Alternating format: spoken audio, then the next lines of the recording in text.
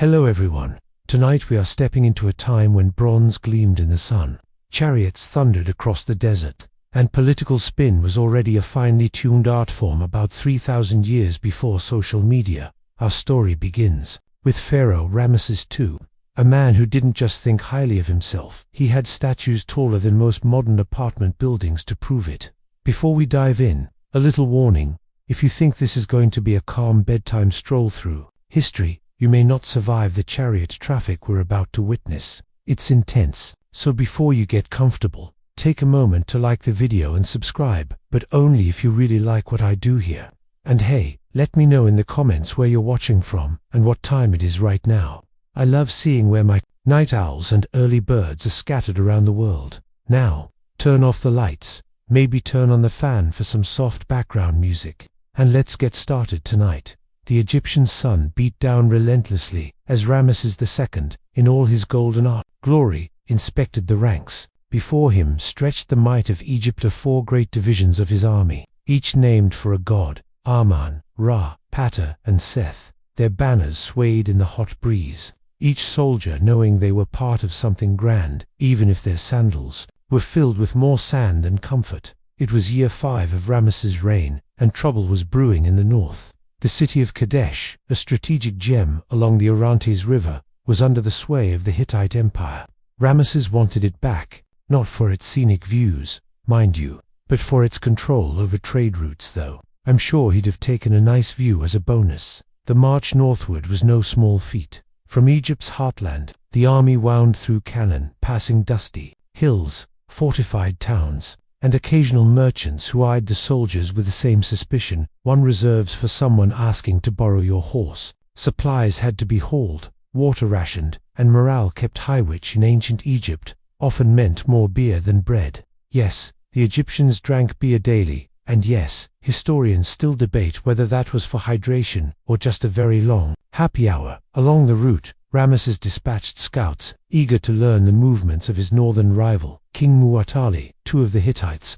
The reports trickling in spoke of Hittite forces gathering, but no one could agree on exactly where. Ramesses took it in stride. After all, when your public image is invincible warrior king, you don't flinch easily. But make no mistake, behind the royal composure, the stakes were clear. Lose at Kadesh, and Egypt's northern frontier could crumble. One strange encounter along the road had nothing to do with war at all. In the port town of Byblis, local traders offered Ramesses a gift, a strange foreign bird, said to sing at night. It turned out to be a frog, a very loud frog. No one knows if the pharaoh kept it, but one papyrus scribe did note, perhaps sarcastically, that its voice was mighty. Ancient humor, who knew?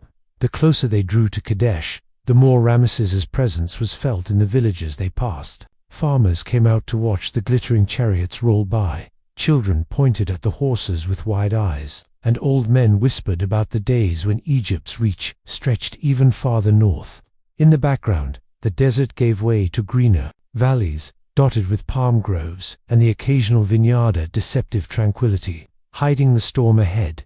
By the time the Egyptian host reached the borders near Amaru, they had covered hundreds of kilometers. The soldiers were seasoned, their chariots well maintained, and their king still radiated the confidence of a man who believed the gods themselves endorsed his every move. What Ramesses did not yet know, what no Egyptian in that army knew, was that the Hittites were already in position, watching and waiting. Far to the north, Kadesh's mud-brick walls stood like a silent sentinel. Inside, Hittite allies prepared for the inevitable siege, while beyond the horizon, Muwatalli's war council plotted the blow that could crush Egypt's pride.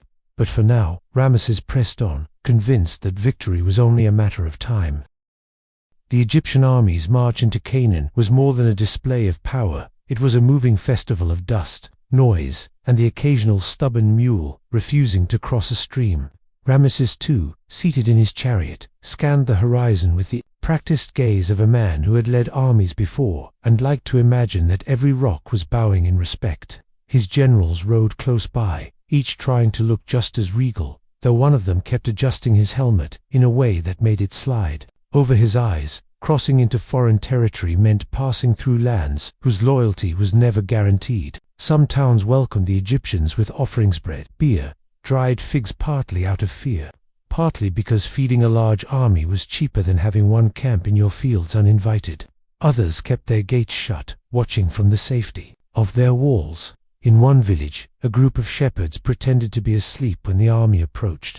This might have worked better if one of their goats hadn't bleated loudly right next to Ramesses' chariot. Canaan's landscape was a patchwork of rocky hills, fertile valleys, and winding dirt roads that could turn into ankle-deep mud after a sudden rainstorm. For soldiers in heavy gear, the march was grueling, but discipline kept them moving. The divisions maintained their formations, with the Armand division leading, followed by Ra, Pata, and Seth. Chariots rattled over uneven paths, their wheels leaving deep grooves that would remain for weeks, perhaps to the annoyance of local cart owners. It wasn't all hardship, though. Along the way, the Egyptians encountered markets where merchants sold copper tools, fine linen, and oddly enough, decorative combs shaped like fish. No one is certain why fish-shaped combs were so popular, but one soldier bought two, claiming they would bring speed like a fish in battle. Historians still debate whether this was ancient marketing or just soldierly optimism.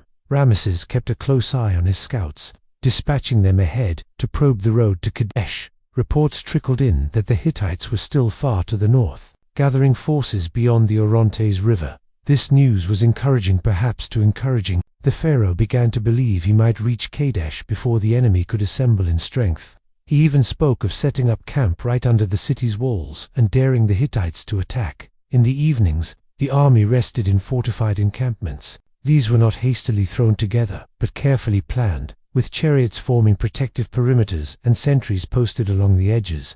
Fires flickered in the darkness, casting long shadows across the tents. Soldiers swapped stories, some about past campaigns, others about home, and one persistent rumor about a camel that could drink an entire barrel of beer without toppling over. Whether the camel existed or not, the tale became more elaborate. Each night, crossing into Amaru, the Egyptians found themselves in contested territory. Ramesses' predecessors had fought here before, and the people were skilled at adapting to whichever empire currently held sway.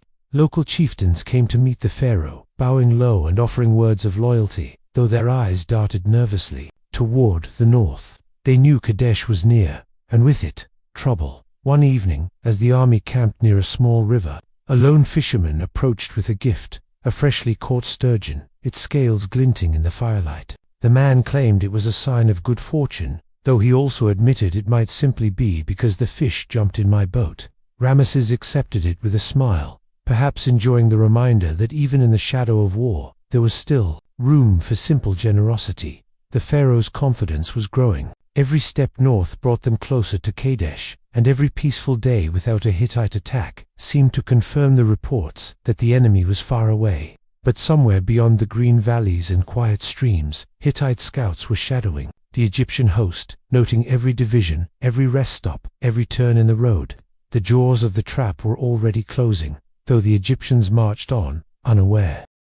Far to the north of the Egyptian columns, King Muwatalli, two of the Hittites, sat in council, his war map spread before him. The king was not a man to rush blindly into battle. No, Muwatalli preferred the satisfaction of watching his opponent walk willingly into a trapper, bit like leaving a honey jar open and waiting for the flies. And if the honey jar happened to have 2,000 chariots hidden behind it, all the better. The Hittite camp was a sprawling affair, positioned well beyond Kadesh itself, hidden in a series of wooded hills and low ridges. This kept their forces invisible to Egyptian eyes, though the local shepherds probably noticed a sudden shortage of grazing space. Muwatalli's chariotsmen cruise with a driver, a spearman, and a shield-bearer were the pride of his army, bigger and heavier than their Egyptian counterparts. They were not built for subtlety.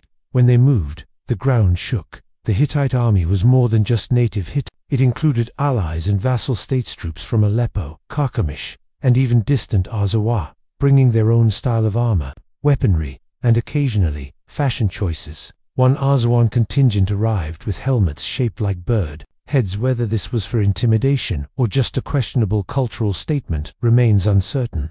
Historians still debate whether such headgear helped in combat or simply made archers more curious targets. For weeks, Muwatalli had been gathering these forces, feeding them from vast supply trains. Grain, beer, dried meats, and even luxury goods for the officers flowed into the camp. Hittite scribes recorded everything, because if you're going to spring a trap, it's best to know exactly how much cheese you have left. From his vantage point, Muwatalli's plan was elegant. Lure Ramesses forward with false intelligence, keep the bulk of the Hittite army hidden, then strike with overwhelming force when the Egyptians were stretched thin. A small contingent of Hittite troops kept watch on Kadesh's walls, ready to hold the city until the trap was sprung.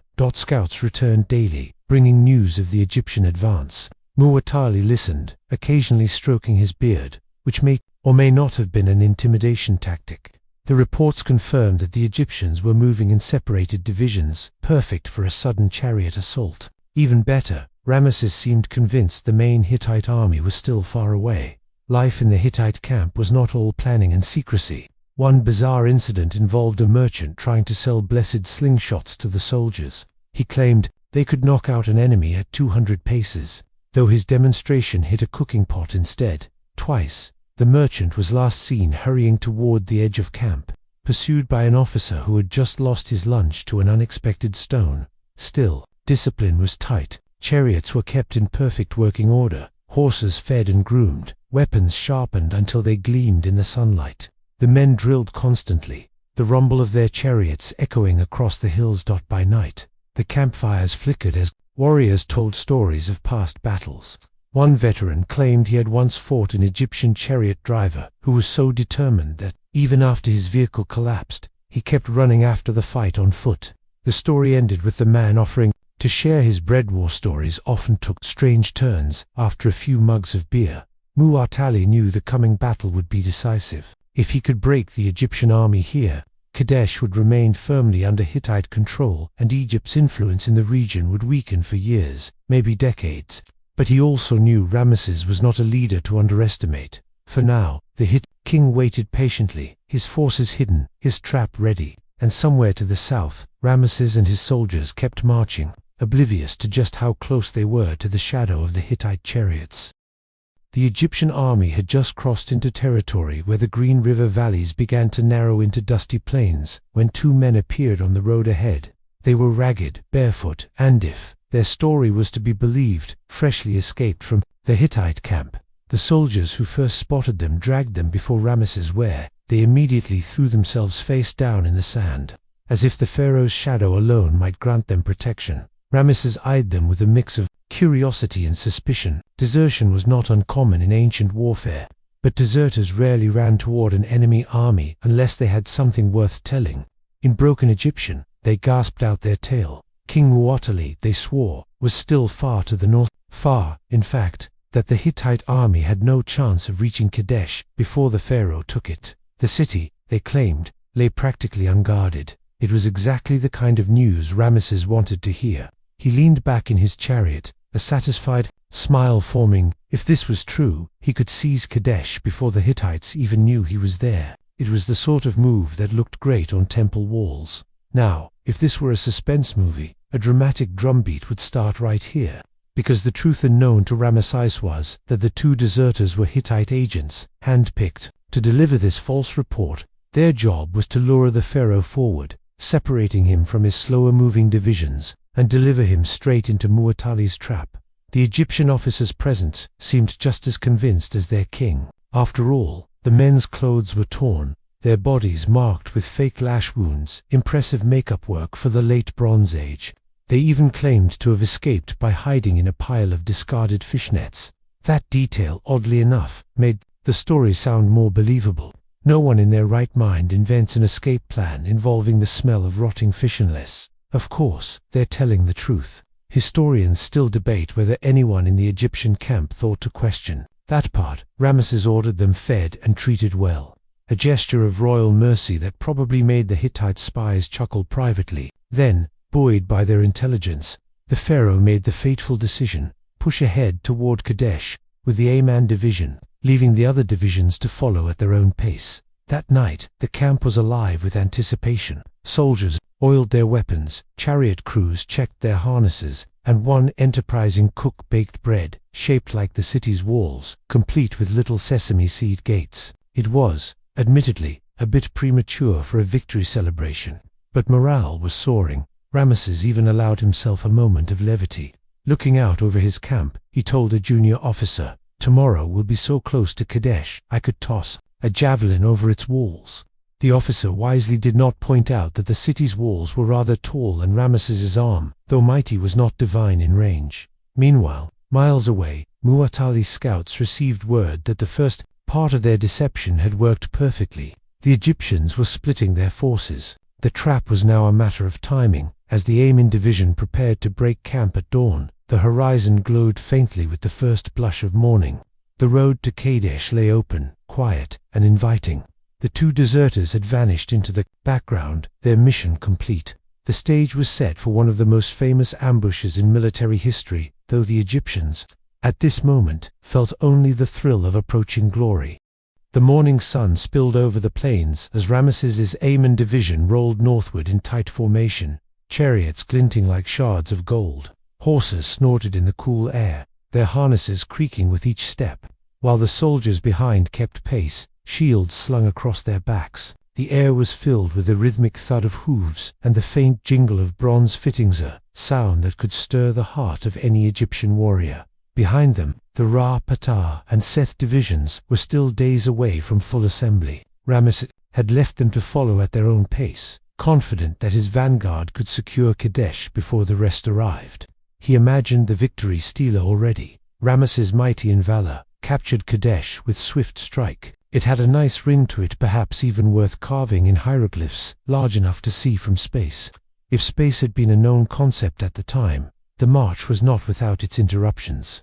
At one point, the column slowed when a herd of stubborn donkeys blocked the road, their owner frantically waving his arms and shouting that the animals refused to move for anyone, not even the gods themselves. Rameses, rather than waste time, ordered the column to maneuver around them, a rare instance where the pharaoh lost to donkey diplomacy. As the hours passed, the Orontes River valley opened up before them.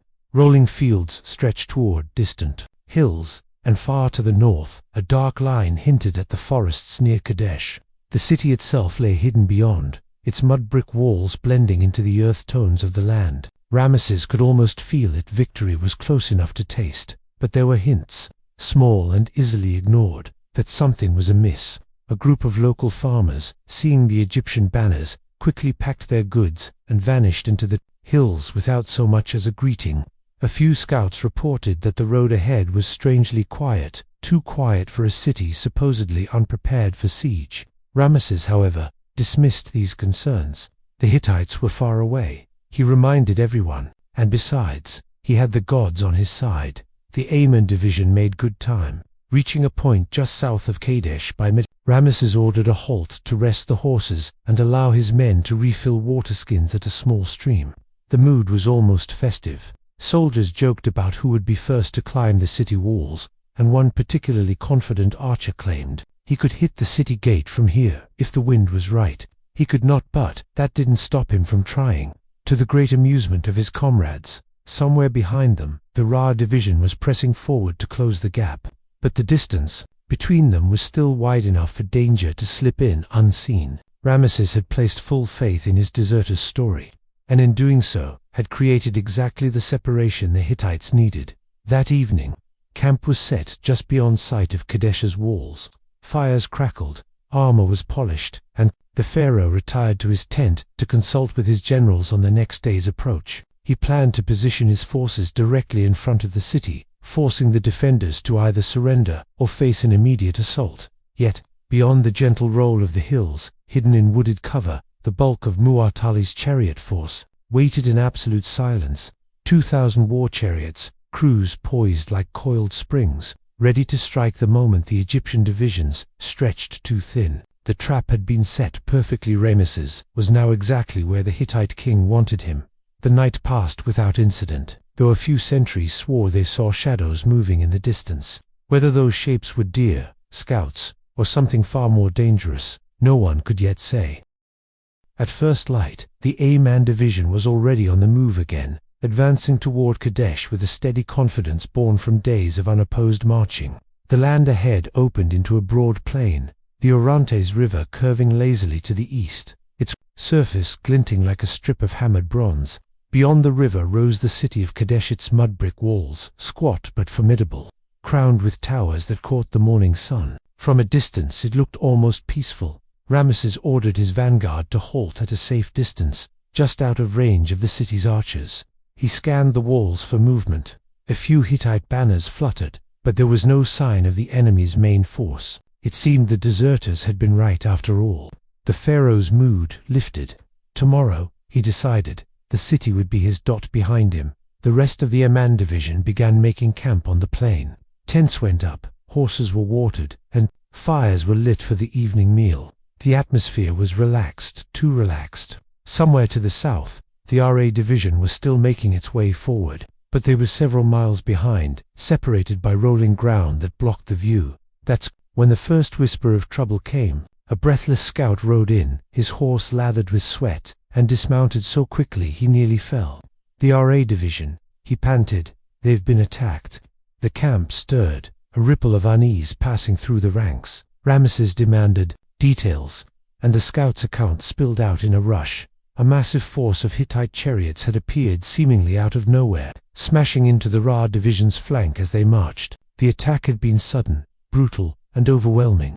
Survivors were scattering toward the Ammon camp, pursued by enemy chariots moving with terrifying speed. Even as Ramesses processed the news, the sound reached them, a low, rhythmic thunder, rolling across the plain. At first, it could have been distant storms, but the clear blue sky made that impossible. The noise grew louder, accompanied by the metallic clatter of weapons and the high-pitched whinnying of horses. The Hittite chariots crested the rise to the south in a great wave, their polished wood and bronze flashing in the sunlight. They came three abreast, wheels biting into the earth, plumes on their helmets whipping in the wind. Dust billowed behind them, turning the air into a choking haze. The first ranks of Egyptian soldiers scrambled to form a defensive line, but the speed of the oncoming chariots was terrifying. Drivers leaned low over the reins, spearmen braced to strike, while shield-bearers hunkered down against the wind of their own charge. They were on the camp in moments. The clash was chaos.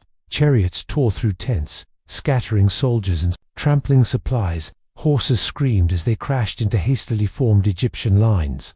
Men were knocked from their feet by the sheer force of the impact, and the careful order of the Ammon camp dissolved into pockets of desperate fighting. In the midst of it all, Ramesses mounted his own chariot, urging his driver toward the thick of the melee. He could see the RA division survivors breaking through the camp's edge, pursued closely by Hittite crews. The pharaoh's golden armor gleamed as he shouted commands, rallying what men he could. Somewhere in the chaos, a particularly bizarre moment unfolded. One Egyptian cook, apparently unwilling to abandon his dinner pot, hurled a ladle full of boiling stew at an oncoming Hittite. The man yelped, swerved, and nearly tipped his chariot. Historians rarely mention this, but it might have been the most unusual weapon used that day. By the time the sun dipped toward the horizon, the Egyptian position was desperate. The Ammon camp was half in ruins, and the Hittites showed no sign of slowing their assault. Ramesses knew he was now fighting for more than victory. He was fighting to keep his army from being completely destroyed. The Hittite chariots moved like a living tide, surging and breaking against the Egyptians' desperate defenses. Dust hung in the air, so thick that men could barely see the enemy until they were almost upon them. Horses pounded past in flashes of bronze and leather, drivers leaning hard into the reins, spearmen thrusting at anything in their path. The roar of battle was deafening shouts, clanging metal, the crash of splintering wood. Ramesses, at the center of the storm, urged his chariot forward, again and again, cutting through enemy formations with a precision born of years in the saddle. His driver steered them dangerously close to oncoming chariots, swerving only at the last moment so the pharaoh could slash at enemy crews with his spear. It was reckless, but it bought time for the scattered Egyptians to regroup.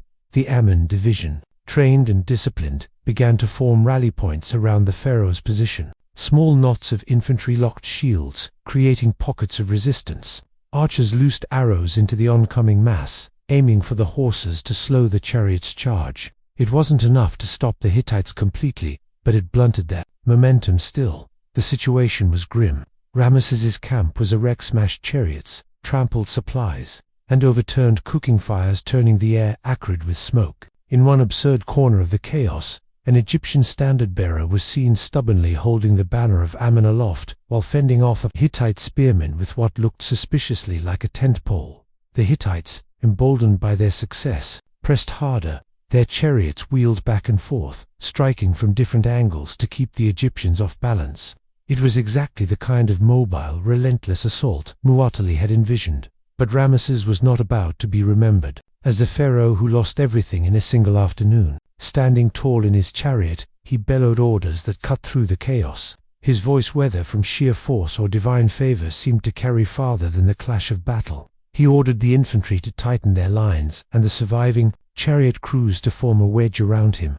If they could punch through the enemy's advance, they might create a space to regroup. The maneuver was risky. Egyptian chariots, lighter and faster than their Hittite counterparts, could dart in and out of combat, but against superior numbers, one mistake could mean disaster. Still, Ramesses led from the front, charging into the densest part of the Hittite line. The sudden ferocity caught the enemy off guard. Several Hittite chariots were overturned or forced to swerve aside, breaking the cohesion of their attack. Amid the clash, an odd moment caught the eye of nearby soldiers. One Egyptian warhorse, startled by a Hittite hornblast, bolted straight through a gap in the enemy formation, dragging its chariot with it. The driver, clinging for dear life, later swore the horse had been aiming for a patch of particularly nice-looking grass. Whether true or not, the maneuver accidentally created an opening for other Egyptian chariots to follow. As the sun dipped lower, the fight became a grinding struggle of endurance. The Hittites had dealt a heavy blow, but Ramesses and his men were holding back. The pharaoh knew that if help didn't arrive soon, the next charge could overwhelm them completely. Somewhere beyond the haze of dust and smoke, the sound of horns carried faintly on the wind. Ramesses's head snapped toward it. Reinforcements, or another wave of Hittites. Either way, the next few moments would decide whether the Egyptians stood or fell at Kadesh. The horns grew louder, echoing through the chaos like the call of some great beast. For a tense heartbeat, no one knew who they belonged to. Egyptian soldiers tightened their grips on spear shafts and bowstrings, eyes scanning the dust-choked horizon. Then, through the swirling haze, the distinctive banners of the Nerena, fresh Egyptian contingent, came into view. They were a mixed force, drawn from Canaanite vassals loyal to Egypt, and their arrival could not have been more perfectly timed. Their chariots swept in from the north, their wheels throwing up plumes of dirt, and they fell upon the Hittite flank with the force of a desert storm. The Hittites, who had been pressing their advantage, suddenly found themselves squeezed between Ramesses's battered forces and this unexpected onslaught. Chariots that moments before had been charging confidently now swerved in panic. Horses screamed, rearing against their harnesses as drivers tried to wheel away from the fresh threat. Ramesses wasted no time. Standing high in his chariot, he raised his spear and shouted for a counterattack. The battered Ammon division, galvanized by the sight of allies joining the fray, surged forward. Shield lines advanced, and chariots cut deep into the disorganized Hittite ranks. It was a brutal close-quarters fight. Egyptian archers loosed volleys from behind the infantry, their arrows whistling into the mass of men and horses. The Nerena chariots, heavier than Egypt's usual design, crashed into the enemy lines with devastating impact, splintering wood and toppling riders. For the first time since the trap had been sprung, the tide of battle shifted. Hittite formations wavered under the combined assault. Gaps began to appear in their lines, and some units started to pull back toward the Orontes River, seeking the safety of their camp. Ramesses pressed harder, knowing that momentum was everything. He personally led a push against a cluster of Hittite chariots that had regrouped near the center. Spears clashed, wheels locked, and the air was thick with the smell of sweat, leather, and blood. In the crush, an Egyptian driver was thrown from his chariot, only to scramble up onto the axle of another and keep fighting. Yet, for all the renewed energy, the pharaoh knew the Hittites were far from defeated. Muwatalli still had who had not yet entered the fight, and if those reinforcements came before the Egyptians could secure breathing room, all their gains could vanish in an instant. As the sun lowered toward the horizon, the battlefield took on a strange golden glow. Dust motes danced in the air like drifting embers. The Nerena and Ammon soldiers fought shoulder to shoulder now, driving the Hittites back step by step. Every yard gained was paid for in exhaustion and blood, but the Egyptians refused to yield. Somewhere, to the east, beyond the reach of Egyptian lines, a horn sounded again, this one deeper and slower. Ramesses recognized it at once, the signal for a rally. Muwatalli was pulling his forces together for another push. The pharaoh's jaw tightened. The Battle of Kadesh was far from over. The deep, resonant horn faded into the background hum of battle, but its meaning was unmistakable. The Hittites were regrouping. Ramesses scanned the field, reading the shifting tides as a seasoned commander would read the currents of the Nile. His charioteer, hands tight on the reins, asked if they should pull back to consolidate the lines. Ramesses shook his head. "If we give them space, they will crush us," he said. His voice was steady, though the dust and heat had long since turned every breath into fire. The Nirin, still fresh compared to the exhausted Amen division, were the key.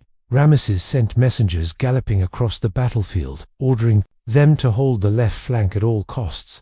The pharaoh himself positioned his chariot in the center, where the weight of the next Hittite strike was likely to fall. Across the field, the Hittite banners shifted, and a new line of chariots rolled forward. These were not the same battered units from earlier. They gleamed in the fading light, fresh from Muwatalli's reserves. Their bronze fittings caught the sun, and their lines moved with an unnerving precision. The impact came like a thunderclap.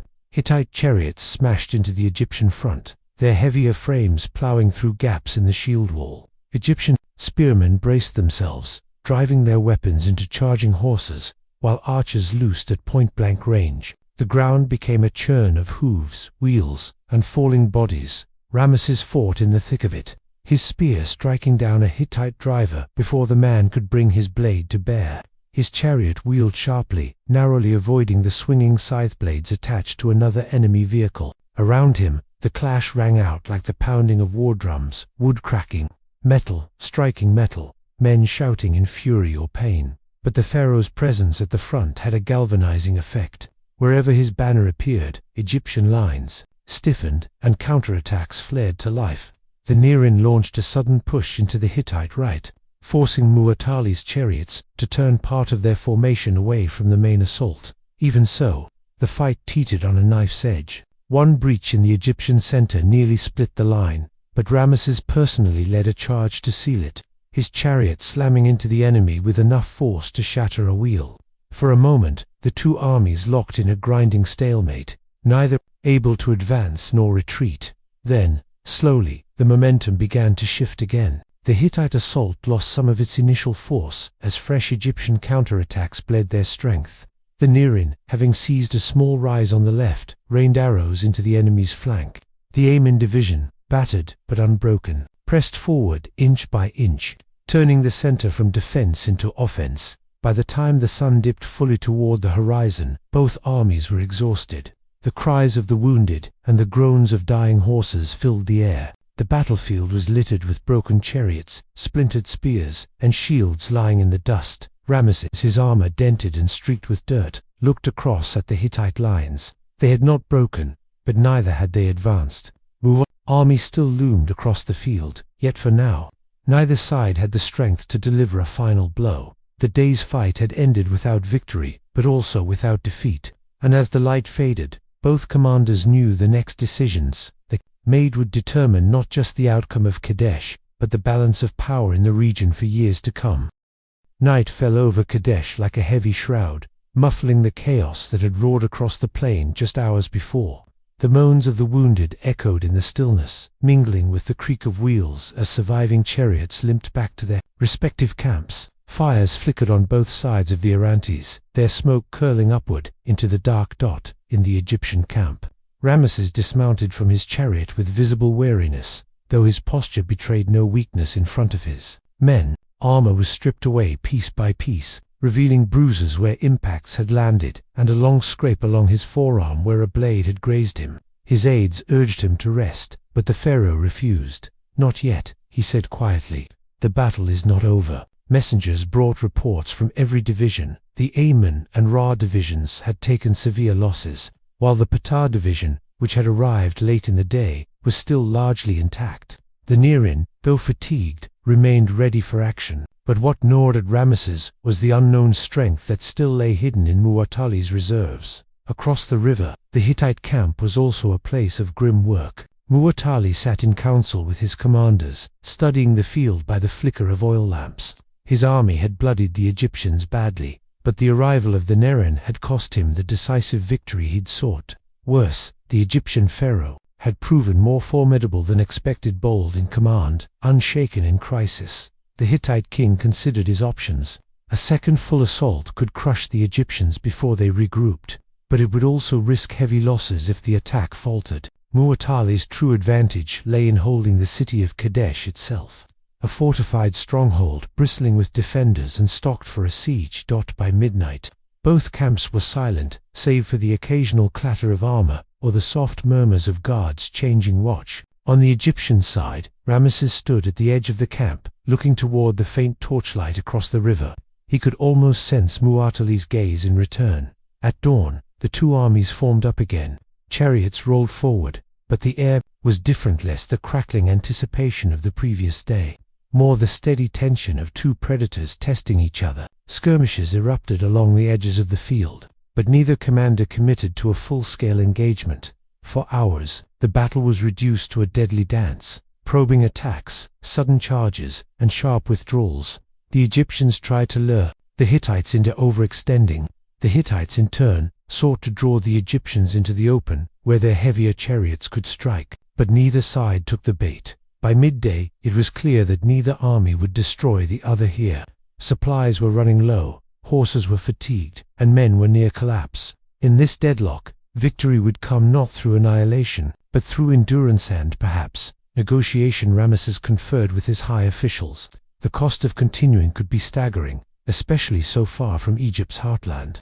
A message was sent under the white banner of truce. Across the field, Muwatalli's envoys responded in kind. The two kings did not meet face to face, but through intermediaries, they began to shape an agreement. The Hittites would hold Kadesh.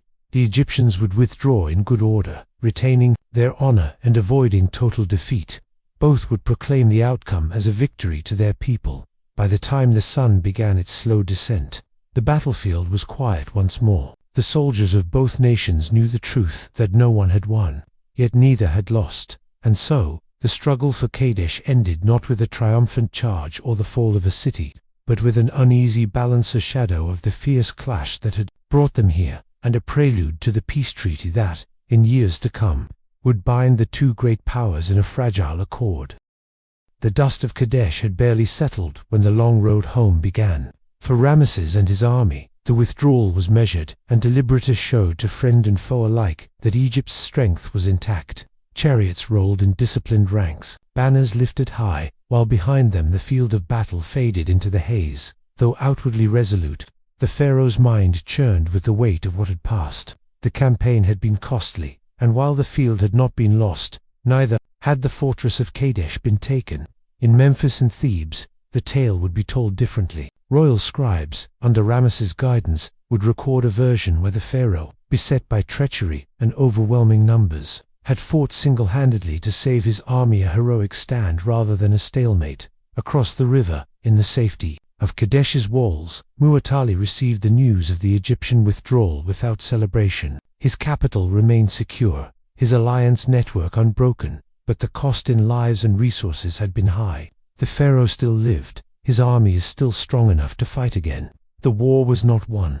It had simply shifted into another form. Years passed, and the shadow of Kadesh lingered.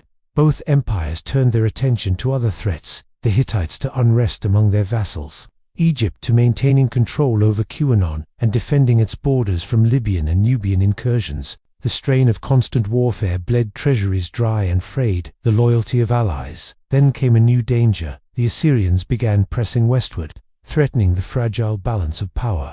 In the face of this common threat, envoys once again crossed the lands between Hittite and Egypt. Negotiations were slow and steeped in ritual. Letters in ornate script carried by trusted messengers, sealed with the symbols of kingship. At last, in the 21st year of Ramesses' reign, an unprecedented document was agreed upon, a formal peace treaty between Egypt and the Hittites, written in both Akkadian and Egyptian, each claiming equal honor for both powers. The terms were clear. Neither side would wage war upon the other. Each would come to the aid of the other if attacked by a third power. Political refugees and criminals would be extradited upon request to seal the accord. A marriage alliance was arranged. Ramesses would take a Hittite princess as his queen, a living symbol of unity between two once bitter rivals. When the treaty was read aloud in Thebes, it was proclaimed as a testament to Pharaoh's wisdom and strength. In Hattusa, it was celebrated as proof of the Hittite king's unmatched diplomacy. Yet those who had stood on the field of Kadesh knew the truth, that this peace was born not of victory, but of exhaustion, necessity, and the cold calculation. That survival mattered more than glory. The clay tablets and carved stone stelae that recorded the treaty would endure for millennia. Long after the cities of both empires had fallen to dust, scholars in distant ages would marvel that, in a time when war was the usual language of kings, Egypt and Hatti had spoken instead in the language of compromise. And somewhere, in the quiet between battles, the ghosts of Kadesh Egyptian and Hittite Alec might have taken some comfort in knowing that, for a time, the swords were sheathed and the rivers ran red only with the reflection of the setting sun.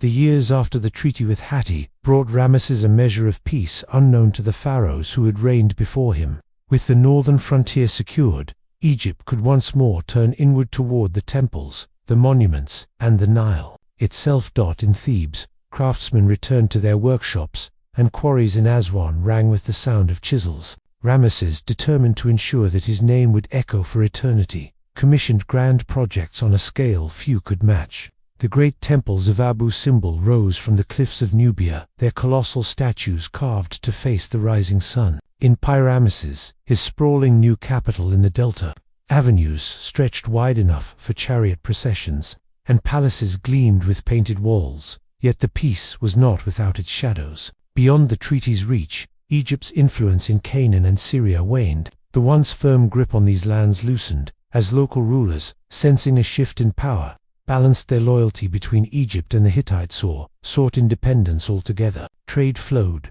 but so too did whispers of discontent in the Hittite realm.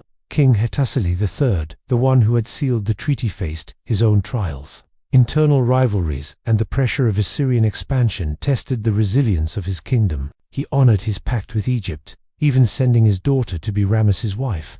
But he knew that the storm gathering in Mesopotamia would not spare Hatti forever. Ramesses, in his later years, was both ruler and living symbol. His court became a place of ritual and pageantry, where foreign envoys brought gifts and were dazzled by the grandeur of Egypt's ceremonies. The pharaoh's image, carved in stone, showed him forever young and victorious, a warrior king whose enemies lay trampled beneath his chariot wheels. But those who saw him in the palace gardens knew a man of advancing age, his steps slower, his gaze often turned toward the horizon. The Nile still rose and fell in its eternal rhythm. But the world beyond Egypt's borders was changing. New peoples moved along the coasts and islands of the Mediterranean, their ships swift and their raids sudden. The Hittites called them sea peoples, and their coming would one day shatter cities and topple kingdoms. For now, they were a distant threat. But Ramesses had heard the rumors and ordered his generals to watch the northern seas. As the seasons turned, the pharaoh looked upon the peace he had forged and knew it was fragile.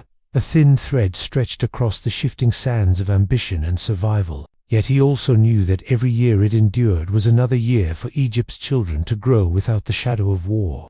Another year for the temples to rise higher. Another year for his name to be carved deeper into the memory of the world. In quiet moments, Ramesses sometimes thought of Kadesh not as the battle his scribes described, but as it truly had been, a place where two great powers had measured each other's strength and found it wanting. From that day, the world had changed, not with the fall of one, but with the choice of both to stand apart from the ruin that endless war would bring. And though he could not know it, the treaty born from that choice would survive far longer than the cities, the armies, or even the empires themselves. It would be a relic of a rare moment when kings turned away from bloodshed, leaving a legacy not just in stone, but in the fragile hope that peace could be made between rivals. The peace between Egypt and Hatti endured for decades, but far to the west and north, in the restless waters of the Mediterranean, storms of a different kind began to form. Whispers reached the courts of both empires, rumors of swift ships crewed by fierce warriors, their origins unknown, their hunger for plunder insatiable. They came first as raiders, striking coastal villages and slipping away before the defenders could rally. The Hittites called them the Sea Peoples, and their names, carried by frightened traders, became curses along the Levantine shore: Sherdon, Shekelesh, Peleset, Denian. Some spoke strange tongues, others bore weapons of designs unseen before: swords, long thrusting spears, and shields of curved bronze.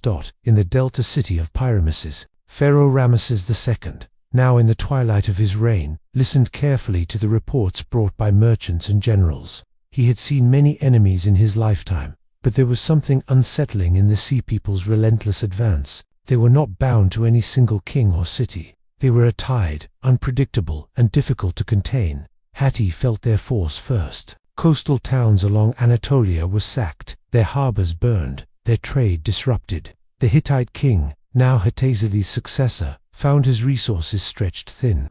Assyria pressed in from the east, famine gnawed at the heartland, and now these raiders struck from the sea. Appeals for aid reached Egypt, and though Ramesses honored the spirit of the old treaty, Egypt's armies could not be everywhere. For Egypt, the threat came years later, when flotillas of the Sea Peoples appeared off the northern coast. They did not come merely to plunder, they came to settle, bringing families and livestock aboard their ships, seeking new lands. The Nile Delta, with its fertile fields and wide waterways, was an irresistible prize. Ramesses' generals urged swift action, and the pharaoh agreed. The harbors were fortified, river mouths blocked by chains and wooden barriers, and chariots were stationed at key points along the shore. Egypt's navy, though small compared to its land forces, was mobilized to intercept the incoming fleet. When the clash came, it was unlike any battle Ramesses had fought before. The enemy's ships moved in loose formations, using the wind and currents to dart in and out of range. Egyptian archers rained arrows from the decks of their own vessels, while spearmen in smaller boats sought to grapple and board. The fighting spilled onto the beaches, where chariots charged through the surf to scatter the invaders. Victory was claimed, and the surviving Sea Peoples were either slain or captured. Some were pressed into Egypt's service as mercenaries. Others were settled under strict control in border regions. But even as the danger receded, Ramesses knew this was not the end. The Sea Peoples were a symptom of a greater upheaval, a churning of populations driven by famine, conflict, and the collapse of kingdoms far beyond Egypt's sight. Already the Hittite Empire showed signs of strain. Caravans from the north grew fewer, their wares replaced by tales of abandoned cities and fields gone to weeds. Standing on the balcony of his palace, the old pharaoh gazed toward the sea. The peace he had forged at Kadesh had kept Egypt strong for half a lifetime, but now new forces, unbound by treaties or diplomacy, were rising. The world was shifting again, and Ramesses wondered if the next generation would have the strength to hold it together. The fall of Hatti did not come in a single battle, but in a slow unraveling, like the threads of a once mighty tapestry pulled apart by many hands. The first blows came from the east. Assyria, rising with disciplined armies and iron weapons, pushed into the Hittite frontier. Town after town fell, and the Hittite kings were forced to pull soldiers from the western coast to defend the heartland. This left the shores vulnerable to the relentless Sea Peoples, whose raids now turned into wholesale invasions. In Anatolia, fields lay fallow as farmers fled inland. Grain became scarce. The great city of Hattusa, once the seat of kings, struggled to feed its people. Caravans that once brought goods from Egypt and the Levant now arrived late or not at all. That the final calamity came with famine. A series of poor harvests struck the empire in quick succession. Rivers ran low, rains failed, and the once trade networks collapsed. Hittite envoys were sent south, pleading for Egyptian grain. Ramesses III, by now the successor to Ramesses II, sent what aid he could, honoring the old bond between the two powers. But the Nile could not feed the world, and Egypt itself faced shortages. One by one, the outer provinces of the Hittite Empire broke away. Some declared independence, others fell under the control of local warlords. The central authority weakened, and even the king's messengers could no longer travel safely between cities. Hattusa, surrounded by enemies and cut off from supplies, was finally abandoned. Its palaces and temples were left to the winds, its gates unguarded. The archives, once filled with clay tablets chronicling centuries of treaties and victories, were buried under dust. For Egypt, the The news of Hatti's fall was both a warning and a sorrow. The treaty signed at Kadesh had been more than a pact between two rulers. It had been the cornerstone of stability in the region. Without Hatti, a great shield to the north was gone. And soon, the same dangers that had devoured the Hittite lands began to creep toward the Nile. The sea peoples returned in greater numbers, pushing through the Levant and bringing with them displaced peoples desperate for food and land. Tribes once under Hittite control now roamed freely, seeking opportunities in the chaos. Ramesses III prepared for what he knew would be a fight for survival. Fortresses were strengthened along the Delta River, patrols were doubled, and fields were guarded against raiders. Egypt still had resources, but without strong allies. The burden was heavier than ever before. In the temple walls of Medinet Habu, the pharaoh ordered that his victories against the sea peoples be carved in stone for all time. The reliefs showed enemy ships crushed beneath Egyptian arrows, invaders driven into the water, and chariots sweeping the beaches clean. Yet behind the triumphant imagery lay a sobering truth. Each victory was costly, and the enemy would return again and again. The fall of Hatti had marked the end of one age and the beginning of another, time when no empire, however mighty, could count on lasting peace. Egypt stood alone now, surrounded by shifting sands and hungry seas, knowing that the same fate could be waiting just beyond the horizon. The last great storm of the Bronze Age gathered slowly, like dark clouds on a distant horizon. Egypt, though still standing, was not untouched by the tremors that had shaken the eastern Mediterranean. The fall of Hatti had removed a crucial buffer, and now the full force of the sea people's migrations bore down on the Nile. They came in fleets, their ships low and wide, built for carrying not just warriors but entire families. Women and children huddled under makeshift shelters on the decks, while the men sharpened spears and strung bows. These were not merely raiders, they were whole nations on the move, driven from their homelands by hunger, war, and the collapse of the very trade routes that had once bound the region together. The Delta became Egypt's first and last line of defense. Ramesses III had anticipated this final assault. For months, his engineers had strengthened the river fortresses and stationed archers along the banks. The navy, swift and maneuverable, waited in concealed inlets, ready to strike when the invaders pushed upstream. When the battle came, it was chaos and thunder.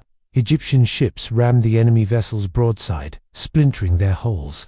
Archers loosed volleys of arrows into the massed warriors crowded on deck. In the shallows, chariots rolled over the beaches, cutting down those who tried to land. The pharaoh himself, wearing the blue crown of war, stood in the prow of his flagship, bow in hand. His scribes would later carve into the walls of Medinet Habu that he slew them as one slays wild cattle, and indeed, the river ran red that day. The sea people's fleet was shattered, their survivors captured or driven into the marshes. Egypt had won, but at a terrible cost. Many of her own ships lay broken, their crews lost. The delta fields, trampled and burned, would yield little grain for the coming year. And while the sea peoples had been beaten, they had not been destroyed. Those who escaped scattered along the coast, some settling in Canaan, others vanishing into the Levantin hills. Beyond Egypt's borders, the world had changed beyond recognition. Mycenaean Greece lay in ruins, its palaces abandoned and its trade routes silent. Ugarit, once a bustling port, was now a field of blackened stones. The Hittite Empire was gone, and in its place, small kingdoms rose from the ashes, each struggling to survive. Egypt remained the last great power of the Bronze Age, but she was a survivor, not a conqueror. The old world of sprawling empires, vast trade networks, and shared prosperity had ended. In its place came a new, harsher age, one of smaller kingdoms, constant warfare, and fractured alliances. And the quiet years that followed, the scribes of the Nile would record the deeds of Ramesses III and his victory over the invaders. They would speak of Egypt's endurance, of how she stood firm while others fell. Yet even in their proudest inscriptions, there was an unspoken truth. The age of pharaohs ruling over a world of great kings was over. The sun still rose over the temples of Thebes, and the Nile still flooded its banks, but the world beyond the desert sands had been remade. Egypt would endure for centuries more, but never again would she stand at the center of a united and thriving Bronze Age. It had been an age of chariots and treaties, of kings who called each other brother, of vast armies and glorious cities. Now it lived only in memory, and in the crumbling stones that still whispered of the time when Pharaoh and the great king of Hatti had stood together as the twin pillars of the ancient world.